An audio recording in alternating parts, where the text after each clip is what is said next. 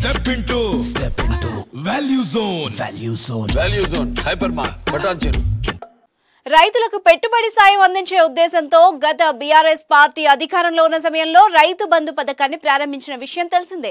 ఈ పథకంలో భాగంగా గత ప్రభుత్వం ఎకరానికి 5,000 చొప్పున ఏడాదికి 2 సార్లు రైతన్నల ఖాతాల్లో డబ్బు జమ చేస్తూ వచ్చింది.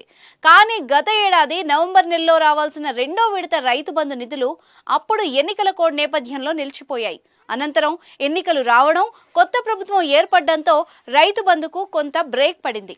ఇదిలా ఉంటే తెలంగాణలో కొత్తగా అధికారంలోకి వచ్చిన కాంగ్రెస్ పార్టీ సైతం ఈ పథకాన్ని కొనసాగిస్తూ నిర్ణయం తీసుకోవడంతో రైతుల్లో కొత్త ఆశ చిగురించింది.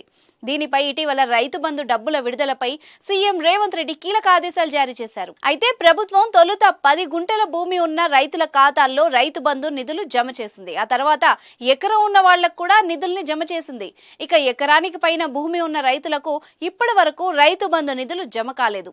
అయితే తాజాగా సీఎం రేవంత్ రెడ్డి ప్రభుత్వం నిర్ణయంతో వాళ్లు కూడా సంతోషం వ్యక్తం చేస్తున్నారు. అయితే ఎన్నికల హామీలో భాగంగా కాంగ్రెస్ ప్రభుత్వం కూడా ఈ స్కీమ్పై ప్రకటన చేసింది. పథకం పేరు మార్చి రైతు భరోసా స్కీమ్ పేరుతో రైతులకు పంట పెట్టుబడి సాయం అందిస్తామని చెప్పింది. ఏటా రైతులు, కౌలు రైతులకు ఎకరానికి 15,000 పెట్టుబడి సాయం అందజేస్తామని పేర్కొంది. ఏటా వ్యవసాయ కూలీలకు ఏడాదికి 12,000 ఆర్థిక సాయం అందిస్తామని వెల్లడించింది.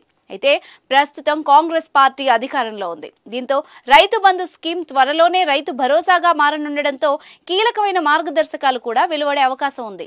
ఇప్పటికే అధికారులు ఈ అంశంపై కసరత్తు చేస్తున్నారు. 1 ఎకరం నుంచి 2 ఎకరాల భూమి ఉన్న రైతన్నల ఖాతాల్లోకి డబ్బులు జమ అయ్యాయని అధికారులు ఇటీవల తెలిపారు. 1 లేదా 2 రోజుల్లో మిగతా అందరి రైతుల ఖాతాల్లోకి రైతు బంధు నిధుల్ని జమ చేస్తామని అధికారులు వెల్లడించారు.